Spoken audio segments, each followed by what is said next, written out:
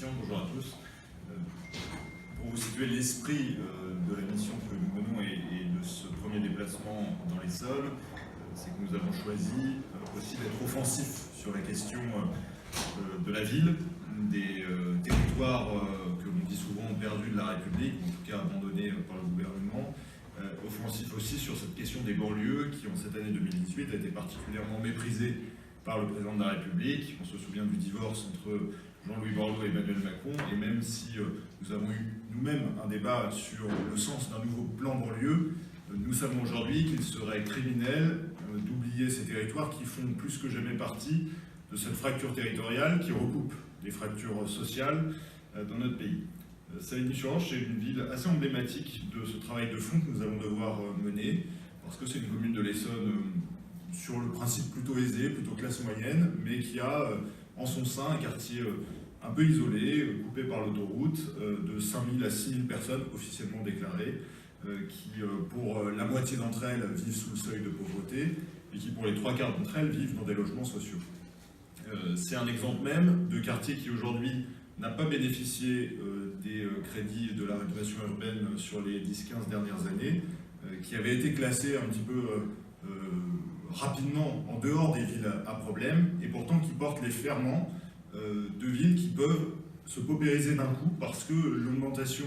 des difficultés, parce que l'abandon par l'État d'un certain nombre de dispositifs fait que la désertification médicale, la désertification scolaire, la paupérisation culturelle aussi d'un quartier peut faire tomber des villes qui n'étaient pas jusqu'alors considérées comme des villes en difficulté. Et donc nous avons un double sujet, c'est-à-dire nous attaquer à la pérennisation de la politique de la ville dans des villes qui ont bénéficié de millions d'euros de crédits, soit de rénovation urbaine, soit de dispositifs ces dernières années, mais aussi nous intéresser à ces villes où les habitants souhaitent maintenir un niveau de qualité, notamment de services publics et de qualité de vie tout simplement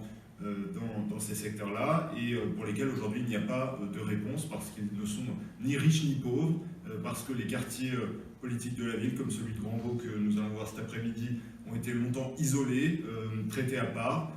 pas pris en compte. Et donc nous avons un devoir, parce que nous avons été aussi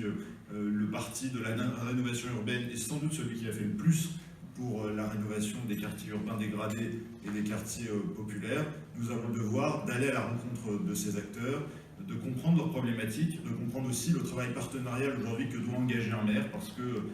les maires travaillent dans des environnements de plus en plus complexes,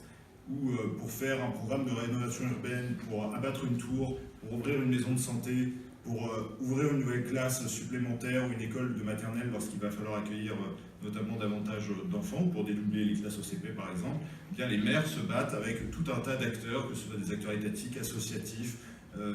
et doivent se mobiliser au quotidien avec des moyens qui, vous le savez, dans ces villes-là, sont de plus en plus en décrue. Donc je crois que c'est intéressant que ce premier déplacement porte l'accent non pas sur une réussite,